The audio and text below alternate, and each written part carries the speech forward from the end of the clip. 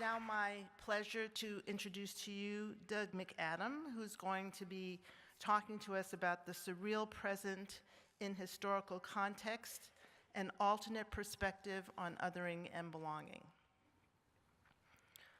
While a lot of us have opinions about politics, Stanford professor Doug McAdam is a political sociologist who researches the facts around the subject. We know that this year's election marks the most dramatic division that we've ever had, and it could be the beginning of a schism that completely shakes up our two-party system. Doug McAdam is the Ray Lyman Wilbur Professor of Sociology at Stanford University and the former director of the Center of Advanced Study in Behavioral Sciences.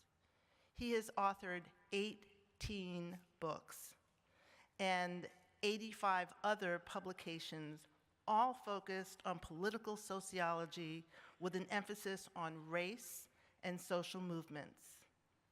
Doug is widely credited as one of the pioneers of the political process model in social movement analysis. Among his best-known works are Political Process and the Development of Black Insurgency, Freedom Summer, and most recently, Deeply Divided, Racial Politics and Social Movements in Post-War America, and he wrote this with Karina Kluse. So please help me welcome Doug McAdams.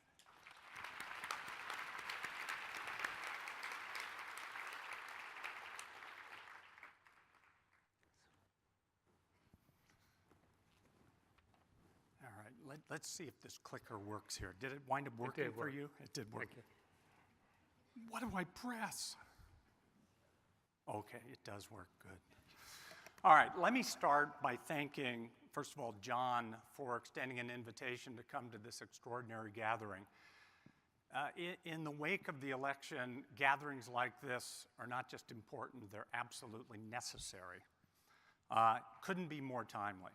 So I thank John and everybody who's had a hand in organizing this. Let me thank all of you, too, for taking time out of busy lives, busy schedules, to attend the conference and this session in particular. Like John, and I suspect most of you, I too am deeply concerned about the surreal moment that we find ourselves in, and in the very real threat that I think this moment poses to the long-term health and viability of American democracy. That said, I fear that the election and, what shall I say, Trump's oversized presence has a tendency to rivet our attention in the moment. We're attuned to the next headline. And that worries me because I think that we're in danger as a result of losing crucially important historic perspective on what we're experiencing. Trump is so unusual a figure in American politics, and his rhetoric and behavior so extreme that the tendency is to see him, and especially the divisions he embodies, as somehow new in American politics. They are not.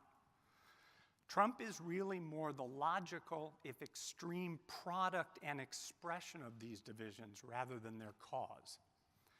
Instead, the divisions, political, economic, and especially racial, have much older roots dating back to very specific events in the early to mid 1960s. I think it's critically important that we recognize those roots. Otherwise, we're going to define Donald Trump as the problem. And the solution is, once we remove him as president, game over. Wrong. The problems are much more deeply historical and structural, and they have everything to do with the long-standing structuring force of race and region in American politics. So to help put the election and Trump's presidency in context, I want to use at least the first part of my talk to describe the fundamental transformation in what I call the racial geography of American politics that took place, or at least began in the 1960s, extends to the future, and which continues literally to shape our lives and the recent electoral outcome last fall. This transformation in what I call the racial geography of American politics had lots of very consequential effects on, again, life and politics in the US. One of those effects was it really had the effect of remaking or transforming the two major parties. So to start to tell the story, it's worth reminding ourselves just how different the two parties were on the eve of this transformation I'm talking about, circa 1960. Let me start with the Democrats. In the aggregate, the Democrats in 1960 were moderate centrist in ideological orientation. The foundation of the party, the most reliable regional base for the party, was the southern United States, the solid South, the Dixiecrats. Lots of ideological overlap with the Republicans. That is, in Congress, many Republicans were more liberal than their Democratic counterparts. And the party was decidedly schizophrenic in its views on race and civil rights, simultaneously housing the most progressive and most conservative views on race within the same party, or at least trying to.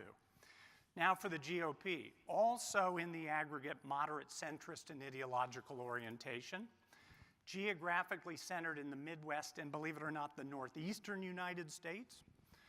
Again, lots of ideological overlap with the Democrats, and significantly more liberal on racial matters. That's key. Don't believe me on that latter statement. Let me give you some evidence. This is the one my students now just, I think you misspoke.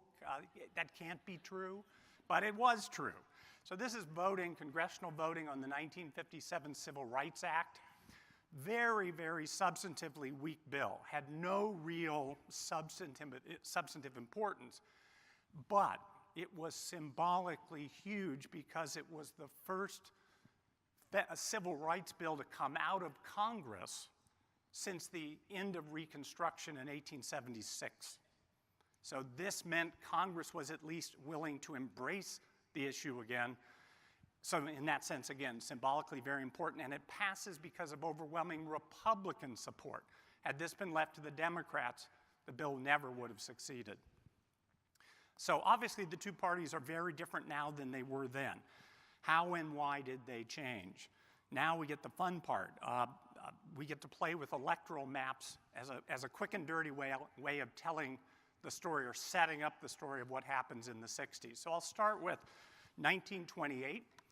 This is California's own, Stanford's own Herbert Hoover winning in a landslide. The only significant electoral dissent in 1928 was from the solid Democratic South, the Dixiecrats. The white South had this abiding hatred for the party of Lincoln because of the War of Northern Aggression that Lincoln brought on the South. And so the South was, again, it was a white, one-party racial autocracy, no Republicans to be found. So the Democrats, again, that's the lone dissent in the year 1928. 1929, you may have heard about this, there was a stock market crash of some sort, ushered in something called the Great Depression.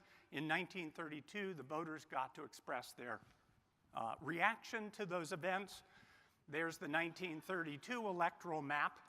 Roosevelt wins the first of his 4 terms. This is the birth of this very bizarre New Deal coalition. The liberal northern labor wing of the Democratic Party emerges triumphant out of this election and is in coalition with Southern segregationists. That combination is going to be an unstoppable electoral force for almost 40 years. Here's 1936. Believe it or not, it's an even bigger landslide for Roosevelt in 36.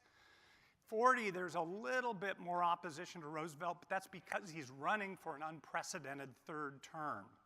Same in 1944. Roosevelt then dies in office in 1945. His vice president, Harry Truman, takes over, wins a much closer election in 48.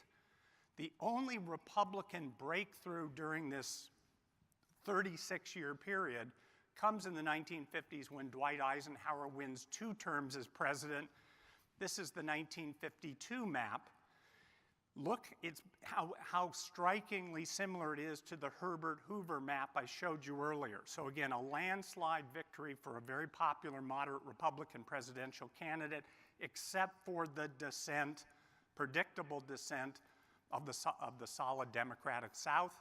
Same thing in 1956. Maps look very, very similar.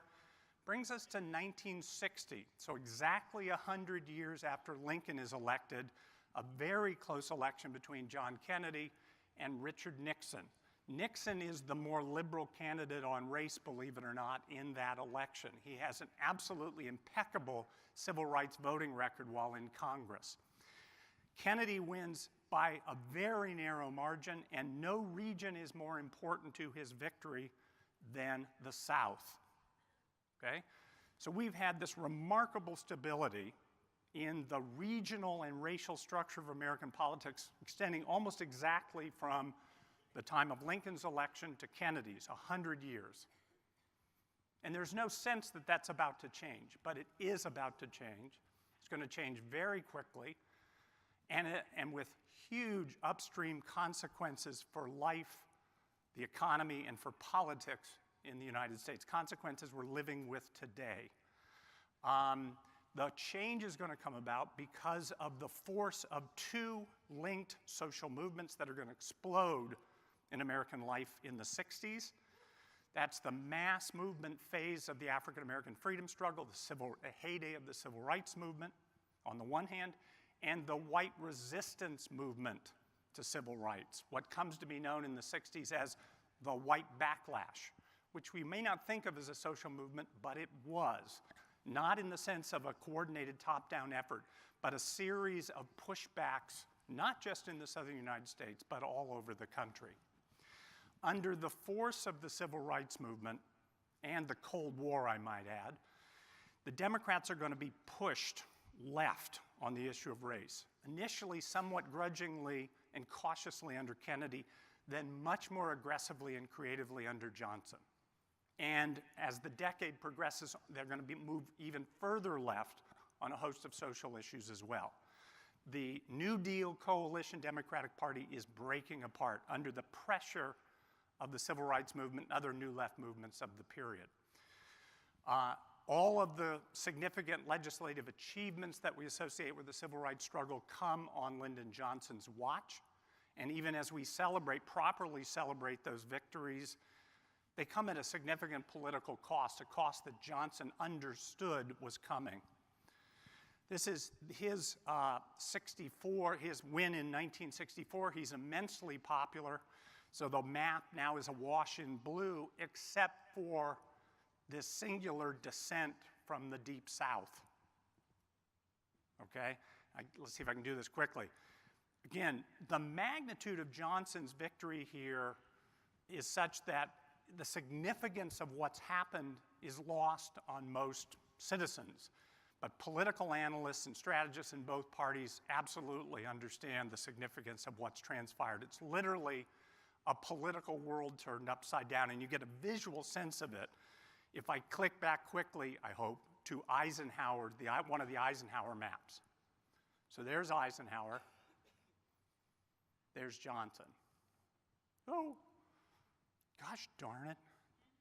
There's Eisenhower again, solid Democratic South, and there's Johnson's victory, okay? The world really has been turned upside down. So as the Democrats are moving sharply left, what's happening to the Republicans in the 60s? Again, this is the party more liberal on race. The Republicans are moving just as sharply to the right to court white racial conservatives, not just in the southern United States, but all around the country. The breakthrough election, at least at the presidential election, comes in 1968, when Richard Nixon runs on what he explicitly calls his Southern strategy. And he winds up capturing the White House in the narrowest of victories over Hubert Humphrey and his third-party rival, the arch-segregationist governor of Alabama, George Wallace. Nixon and Wallace take all of the electoral votes of the states and territories of the former Confederacy. This is no longer the solid Democratic South. The New Deal coalition has collapsed, at least at the presidential level.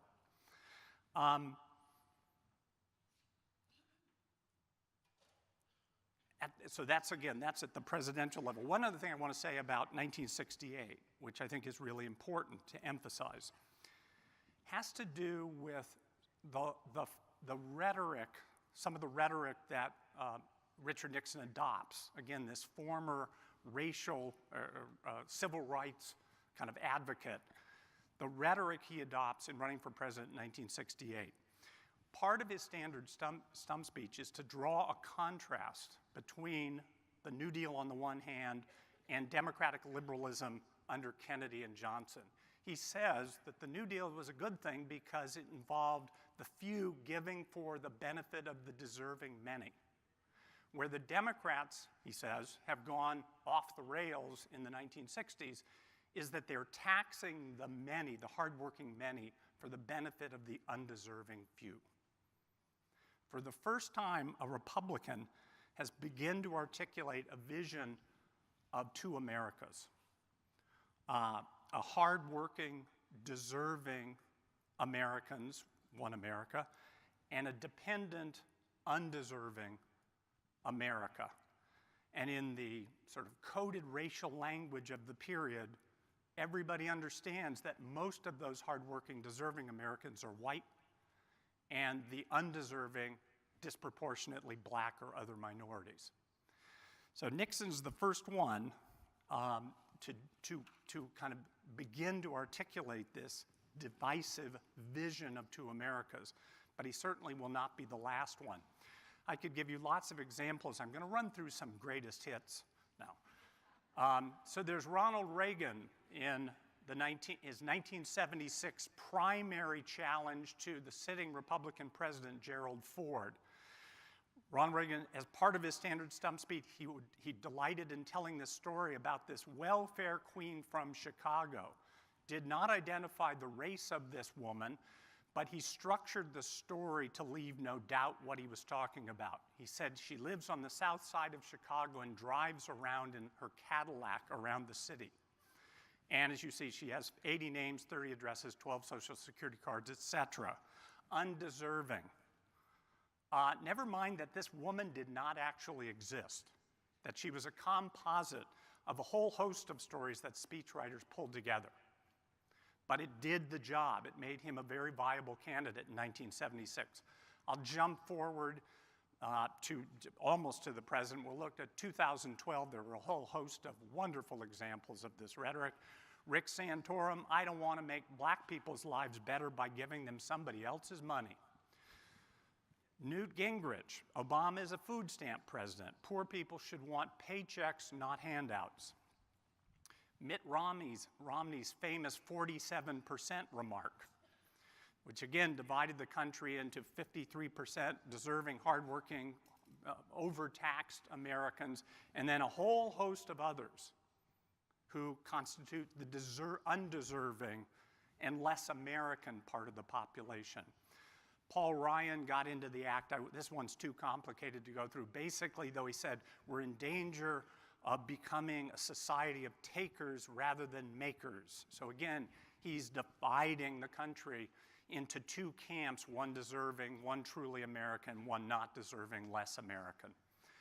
As the Republicans are refining and rendering this divisive image of America in more extreme terms, not surprising, the electorate is polarizing in racial terms as well. This is the 2012, the racial composition of the electorate in the 2012 election. That's Romney, Obama. 90% of those who voted for Romney were white. Only 10% were other racial ethnic groups. 60% of those who cast votes for President Obama were white. 40% were from other racial ethnic groups. After Romney lost, because he lost, largely because of the demographic trends in the country, lots of moderate Republican strategists and political analysts generally urge the Republican Party to broaden its tent and especially to reach out to the rapidly growing number of Hispanic voters. Marco Rubio, Jeb Bush, among others, got that memo. Donald Trump did not. Instead, he doubled down in an even more extreme way on an appeal, a divisive appeal to white racial conservatives, and he made it stick. It is in this sense that, as I said earlier, Trump is not unique. He's only the most extreme version of a brand of racial politics practiced by the GOP for the last half century. Long term, you could argue that this strategy still doesn't make much sense. Here's the projected racial composition of the US until 2050. It shows that in this past election, the percent of the electorate that's white was about 60%. By 2040, it's going to be just at 50%. And by 2050, white voters will be in the minority. But rather than take comfort in these numbers, we should worry about the damage to people's lives and to democratic institutions that may occur before demography works its magic. More to the point, in my view, we should never underestimate how far the forces of division will go to preserve their power. In the last book, the last chapter of Deeply Divided, we devote the last chapter to a whole series of very significant threats to the fundamental principle of political equality and democratic institutions in this country. And this is prior to Trump. I won't go through those, but we talk about things like the flood of unregulated and virtually unlimited elite money in politics, the rash of restrictive voting laws that have been put in place in 2010 to amplify the power or the influence of white voters and to make it harder for traditional Democratic constituencies to vote. And finally, this epidemic of extreme gerrymandering, which has dramatically reduced electoral competition for House districts all over the country. So as the demographic noose is tightening on the Republican Party, there are forces at work trying to do everything they can to magnify the voice of white voters and to diminish the voice or mute the voice of other segments of the American public. We must do all we can to resist and subvert any and all strategies and policies that would undermine the principle of political equality and essentially institutionalize the stark divide reflected in GOP politics. But I want to close by looking not at the us-them divide that has concerned me up to this point in the talk. I really want to go where John went in his talk. I want to focus on the us instead and offer a final, very different thought on the broad issue of belonging and othering. And I'm going to read, so in the interest of time, including the substantial minority of whites who repudiate Trump's policies, Trump's others greatly outnumber those who embrace his exclusionary vision for America. But if we're to resist these forces of division and exclusion, we must not other each other. While acknowledging and honoring the differences among us, we must resolve to embrace these differences and grant belonging to all who reject Trump's image of a divided, exclusionary America. Let me be perfectly clear in what I'm saying. This is not an attack on identity politics. Identity politics is not the problem. For too long, the critique of identity politics has had a chilling effect on open, honest dialogue among progressives. We need to talk to build the narratives that create bridging of the sort that John was talking about. Bottom line, we need each other. No one dimension of disadvantage trumps all others. We live in a complex political, economic, cultural system that disadvantages in a host of ways. We need to better understand these multiple sources of disadvantage and their relationship to each other so we can better empathize and build bridges to one another and forge the broad, inclusive coalition needed to reclaim America. Just because we were born a democracy does not guarantee we will always be one. I think the stakes are just that high. Thank you.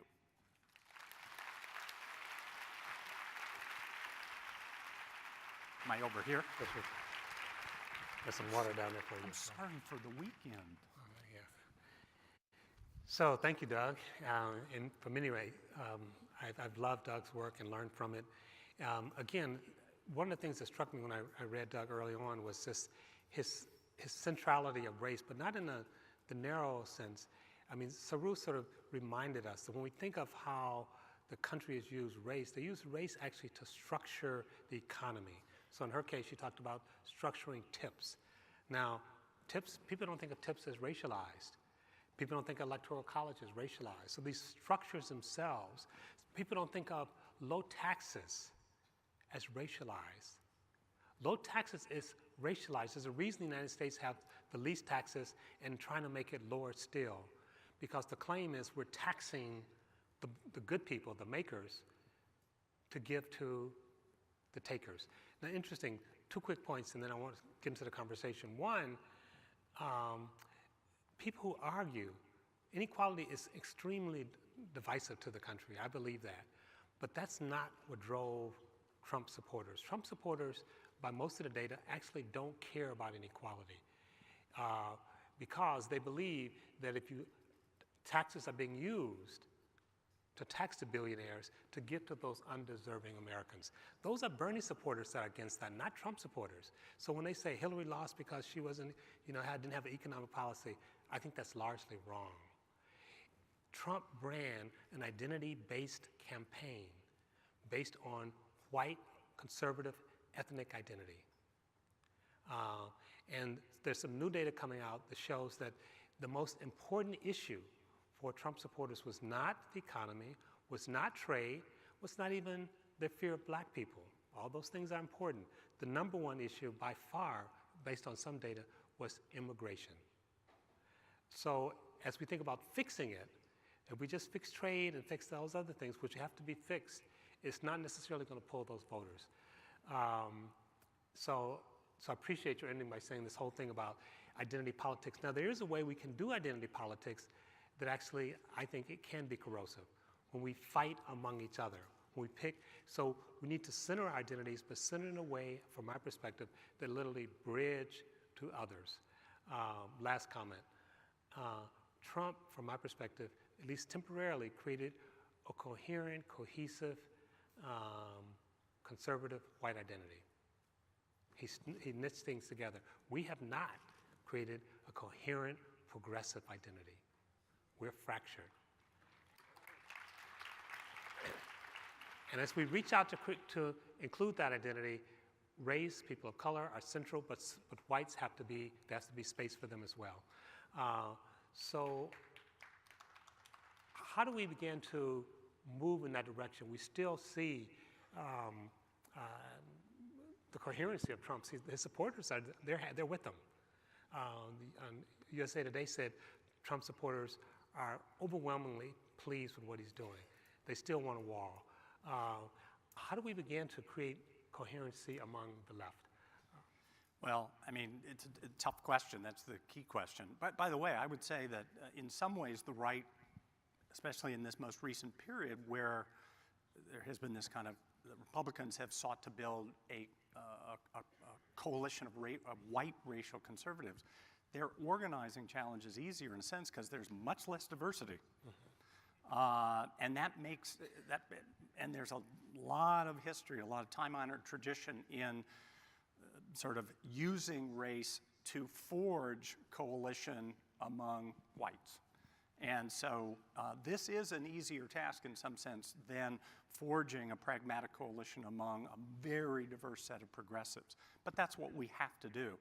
And it's been done a number of other times in US history, and there's no reason it can't be done again. The early 1960s, the rise of the New Left, one of the things I absolutely loved about sort of SNCC in particular was just how pragmatic it was. Again, there were members of the old left who were trying to kind of counsel this fledgling organization and tried to get them to take seriously the kind of divisions that had cropped up and crippled the old left. And SNCC basically said, well, those are your fights. They're not ours. Anybody who wants to be allied with us, we're fine. This came out in this famous controversy over there was a group called the Lawyers Guild of America, who was a kind of socialist organization, and supposed allies of the civil rights movement and SNCC cautioned SNCC about making common cause with the Lawyers Guild, who were offering legal services. And SNCC basically said, we don't care. You come on. We absolutely welcome you, given what the resources you have and the expertise you have. So there was a moment in the early to mid-'60s, late '60s for that matter, where progressives did indeed acknowledge, honor, and embrace each other's differences and forge an unstoppable coalition. There's no reason we can't do that again. So another question, Doug. In Doug's book, he talks about the importance of organizing. So it's not just the numbers, that it's in a sense who's better organized. And the right obviously have money. They have some organization, although it's interesting because Trump didn't have a ground game. He won based on largely creating a narrative that brought people together. So it's unusual. When you organize here, it wasn't like he had unions and large people starting off. Most of them started off skeptical, if not against him, but he kept at it. He ran a reality television program. So the organizing part of it is critical. So we have the numbers, as you suggested, but it's not clear to me that we have the kinds of organizations that we need to actually translate into power and into capturing government. So if you could just say a little bit about that.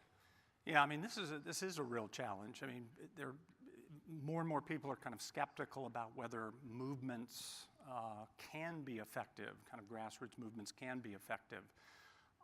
I frankly think the Trump campaign or the Tea Party suggests that movements can certainly still be effective. Trump's campaign was much more an odd kind of movement than it was a traditional party-based electoral campaign. But we still face challenges. So what does it take to mount a successful social movement? Well, much easier said than done, but sort of one-time big expressive marches do not a successful movement make. That's not to say there's anything wrong with those expressive protests at all. And in the wake of the election, a lot of us needed the therapy, the therapeutic value that those demonstrations produced. That said, looking back historically, movements that have succeeded, and there's any number of them in American history, on the left and right, you have to sustain a level of mobilization and pressure over a long period of time. It can't reduce to single big events, number one. Number two, you have to engage with institutions because that's where the structural problems lie. You can't simply kind of engage in a counter sort of prefigurative politics. Nothing wrong with that again, but you have to engage the institutions. Tea Party went right after the electoral system and the Republican Party at the local and state level and has had remarkable success in really taking over state after state after state with lots of dire consequences in policy terms. So again, you must engage with institutions at some level. And people say, well, the civil rights movement didn't, it was in the streets. And it was in the streets because it had no legitimate access to institutions. And as soon as it got access, it went right for it. So you must engage the institutions, and you must be able to sustain the disruption or the threat of disruption to business as usual. I think those are some of the key elements, and absolutely that possibility is still open to us. So Doug, I'd love to talk to you more, and I'm sure people would love to hear more, but I'm getting signs to stop. So I'm not always obedient, but I'll stop. But join me in thanking Doug for his great presentation. Thank you so much. Seriously, loved it. thank you. Panel to the stage.